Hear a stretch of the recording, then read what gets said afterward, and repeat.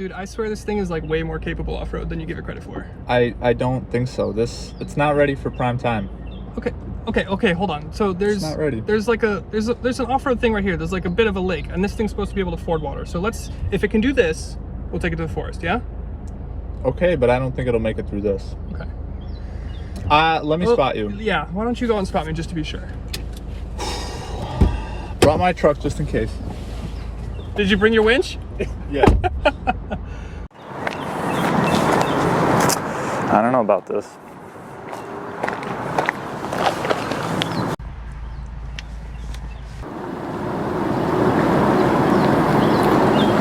More right.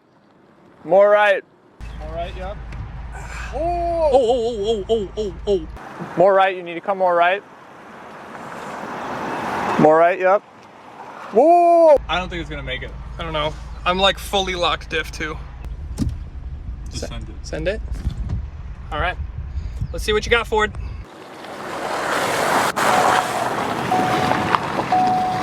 Impressive.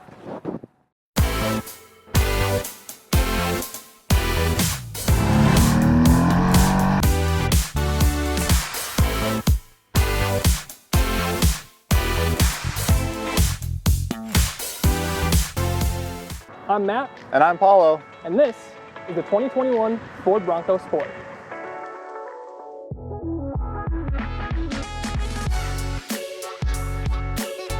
All of the lesser trims in the Badlands here get a turbocharged 3-cylinder engine. The Badlands in the first edition get upgraded to the mid-level 2-liter turbo, which makes 250 horsepower and 277 pound-feet of torque. Goes through an 8-speed gearbox, and if you want the big boy Bronco, you can even option a 2.7-liter EcoBoost V6, delivering 310 horsepower and a whopping 400 pound-feet of torque. And that'll go through the 10-speed transmission. Power gets sent to all 4 wheels through an advanced 4x4 system as claimed by Ford, but it's not a true 4x4 with a transfer case, but we'll get to that. There are 7 drive modes with 2 exclusive to the Badlands trim, and of course those are the fabled GOAT modes. But let's get behind the wheel and see how it comes together.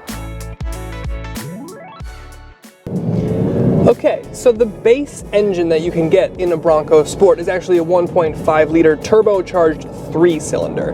That is for the initial 3 trims. The Badlands trim that we have here and the first edition top of the line get the 2-liter 4-cylinder turbocharged engine, and that is good for a pretty peppy 250 horsepower and 277 pound-feet of torque. Now I'm going to give you the 0 to 60 figure, but just hang with me here because it doesn't sound that impressive. 0 to 60 is done in 8.6 seconds. You've got an 8-speed automatic transmission, and in the big boy Bronco, you'll get a 2.7 EcoBoost V6 with a 10-speed, but this is good for 8.6 as it is here now. The interesting thing here is it feels quicker than 8.6. It does feel pretty punchy off the line. There's a lot of torque from that turbo, pretty small turbo, so it spools up pretty quick, a lot of torque, a lot of boost, feels pretty nimble around town, which is what people are gonna want. And then where would we be without talking about the GOAT modes? The Badlands trim has 2 special and dedicated extra GOAT modes than you would get in the lower, let's say, Bronco Sports, but I'll let Paolo tell you about those because those are off-road focused. Now, on the road, there's about 4 that you'll generally use. All the way to the left is slippery, and this, it has your all-wheel drive center diff sending power to all the 4 wheels, and it basically kind of just cuts your throttle response so you don't spin and slip if you go and stab the throttle too hard. There's also an eco mode, which does more or less the same thing. There's a sport mode, which sharpens your throttle response. It doesn't seem to do a lot to the gearbox. The gearbox I don't love in here because it does hang revs really high. The engine doesn't sound great, so it's not the most sophisticated powertrain, but for something at this price point, it's fine. And then the final one that you have is, I think it's actually called Bronco, and that's just normal. Now, like I said, this has 4-wheel drive, and actually Ford markets it as advanced 4x4, but it's not a true 4x4 drivetrain with like a transfer case. It's a center differential with a rear twin clutch brake locking. It says it's a locking diff. It's not really. Again, I'll let Paolo kind of talk to you about that, but the thing is, it's not like a rear wheel drive and then you manually shift it into 4x4 mode like you would get on something like a Jeep Wrangler. Toyota 4Runner, or even the big Bronco. It's an all-time all-wheel drive that they market as advanced 4x4. And then in terms of cabin refinement, I mean, we'll talk about the interior a little bit later, but it's reasonably refined for something at this price point. You don't get a lot of sound isolation. The ride is okay. It's a little bit bumpy. You do get a good amount of suspension travel for the off-roading, but you do have a kind of surprisingly stiff damper setting. Of course, it's a fixed damper, not an adjustable, so I don't know. Overall, it's pretty good. It's fine. So it's pretty decent on the road, aside from the engine noise, but on road is not really where Ford wants you to drive this thing. So let's head to the forest and meet up with Paolo.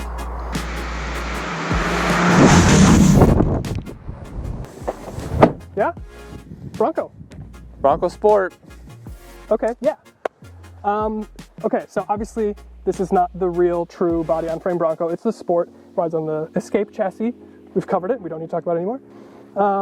It still looks beefy. What do you think? Yeah, the front is nice. I like how they incorporate the word Bronco. Yes. I like how they also have the tow hooks out. Yeah. In case you ever need to get pulled out. The tow hooks, I believe, are a Badlands feature. So this is the Badlands trim, which is just the one step below the top trim, which is the first edition, which obviously will go away for the next model year. Headlights? Yes or no? Fan. Good? Fan of them. I agree. Also, a little Easter egg. There's a little Bronco logo on the side of the headlight. Falcon Wild Peak tires, all terrains. And I know you have thoughts on the wheels. Yeah, not a fan of those. It literally looks like a spare tire. I mean, I understand the look. Steelies. Yeah, I understand what they're going for. It just doesn't look good. Yeah. Well, here's the thing. Like, I understand that this is somewhat of like what some people want. They want like the bare bones off-roader kind of vibe. But when you factor in that this is the optional tire or the optional rim on this, like this is an $800 option to have these. Right. Here. Yeah, that looks like a fridge magnet. I literally thought like it could peel off. I feel like you should be able to pull it off. Yeah. It's not great. Again, Steelies in the back, Falcon Wild Peak, all-terrain tires, pretty decent set. Which is actually interesting because on the Ford Raptor models, you get the BFG KO2 tires. So interesting that they would go from Michelin BFG to Falcon. Yep, yeah.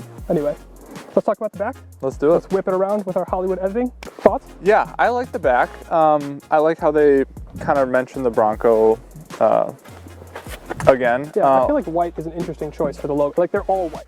No matter what color, I think. I mean, everything that I've seen has been white. I mean, you'll let me know down in the comments how wrong I am, but everyone that I've seen has got white placard in the back. Yeah, and then the Ford badge right here, only mention of Ford on the whole vehicle is right here. I haven't seen anything on the interior either, so. And then it's nice that you can open it up by the glass or the door here, this tailgate here. Yeah. Some nice attention to detail, little Easter egg on the rear glass here. Oh yeah, it's got like surfboards hanging out of it too. Yeah. That's kind of cool. And then here they also have kind of like a backdrop of a nice mountain. Oh my God, I didn't even see that. Yeah. Mountain area as well. Here's my issue with the back glass here. Like that's not big enough to actually like load stuff. Like if I went to the grocery store, like I couldn't put groceries through it. And then there's the button on the other side is the door, so obviously opens. I mean, you have a pretty decent sized trunk. It's all rubberized, split folding, so you get that 60-40 split. You've got grocery bag hangers. Outlets. That's nice. For the campers out there. Oh, I didn't even see this. There's a little Bronco here on the lights. That's crazy. You can control the cabin lights in here. I do like how they try to add that aspect because I feel like Ford and most American-made cars, I feel like that's always been an issue for me, is they just don't really seem that unique or special. No, the floor seems really high, right? It does, but the spare tires. Right. Yep, yeah. So the spare is under here.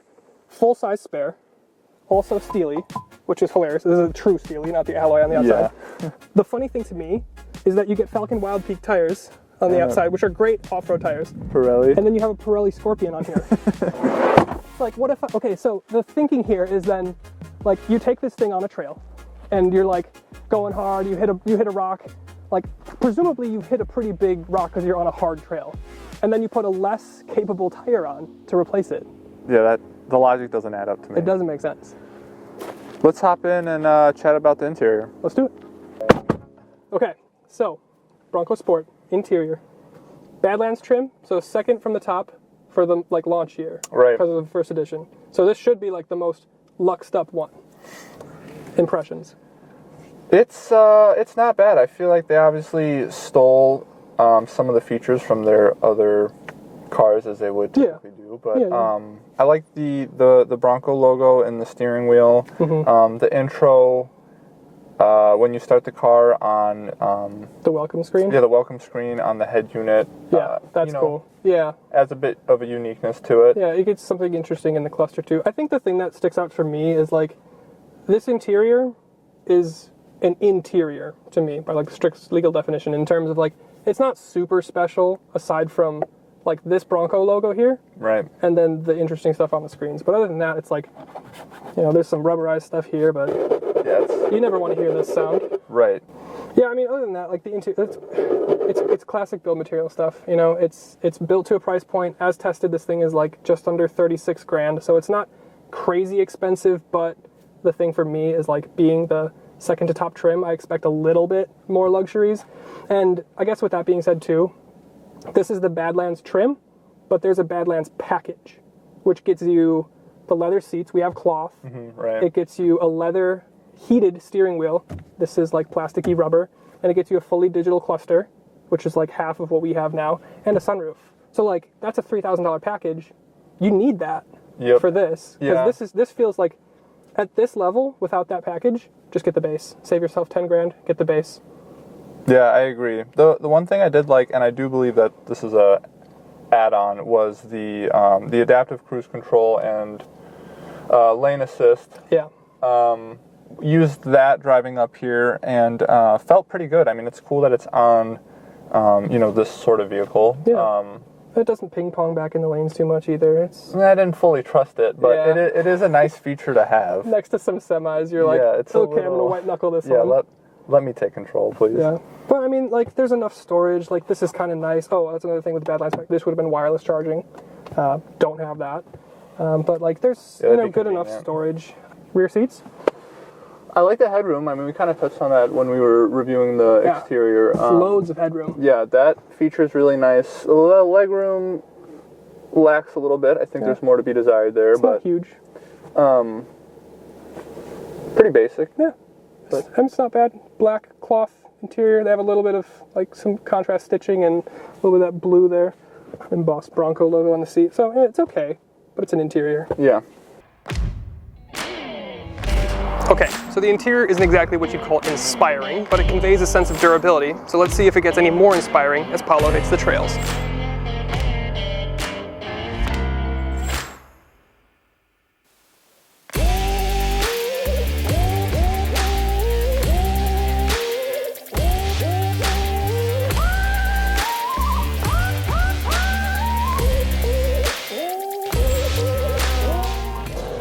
So this sports Bronco is a unibody, but they did make an attempt in this Badlands package to appeal to the Overlander group, the trail runners, by actually raising it an extra inch. So the ground clearance on this specific package is 8.8 inches. So this package also includes the exposed tow hooks in the front, which I like for when you get stuck, and you most likely will in this thing if you take it to the trails. But it also has some extra protection up front with some, extra skid plate for the undercarriage and things like that. And what we're riding on today, we have some 17-inch carbonized gray aluminum wheels wrapped in Falcon Wild Peak all-terrain tires. Now, this four-wheel drive system does not include a low range for its transmission, but it does have a center diff with a twin-clutch rear axle brake lock, essentially. It's similar to the 4Runner Limited. Now, let's talk about their terrain management system. They like to call them these GOAT modes, which, if you ask me, is a bit cringy, but nevertheless, we have normal mode, there's an eco, sport, slippery, mud, ruts, sand, and rock crawl. Two GOAT modes that are unique for this Badlands trim model are the sand and rock crawl modes. And the reason why I think they added those modes to this specific model, the Badlands trim, is because you do have that extra 1-inch height of ground clearance at that 8.8 that we were talking about earlier. We have an approach angle of 30.4 degrees, a departure angle of 33.1 degrees, and a breakover of 20.4. One feature that I'm really enjoying so far is this front-facing camera. You know, really allows you to get a good sense of what's in front of you. You know, if you pull over and stop and you hop out and you jump back in, it's nice to just have that second set of eyes, essentially, to ensure that there's nothing in front of you, which is nice if you're in unfamiliar territory like we are today. Yeah, another thing I liked, which might be a given to some given the tire size and it being a sport, but it does have a really good turning radius. It's got us out of some pretty narrow trails that we've been out here, or that we've seen so far out here. I would say I'm impressed. I don't think we really pushed it to its limits to see what its braking points were, but I think for what we put it through, it did exceptionally well. Looks good, drives good, good balance between, you know, on-road and off-road. The difficult thing about this Bronco is while it feels like such a new concept to have a rugged crossover, other manufacturers have been doing it for a while now. Jeep has their Trailhawk Cherokee, Compass, and Renegade, Toyota has their RAV4 Adventure, and now Kia is beating on this door as well. However, while those competitors have dipped their toes in the off-road crossover game with rugged packages to their existing lineup, the Bronco does not mix words, and from the jump you can tell Ford wants you to know that this isn't your average Escape, and for that reason, I think Ford will sell a bunch of these. For what it is and who it competes with, I enjoyed it. The interior felt a bit basic and cheap, but that's typical Ford. It did, however, impress me with how capable it was on the off-road course we put it through today. My biggest issue with it, honestly, is its appearance. To me, the body and the wheels are just not proportionate at all. It looks dainty and small. It does make me extremely excited to see the actual Bronco being released later this year, and we can't wait to get our hands on that.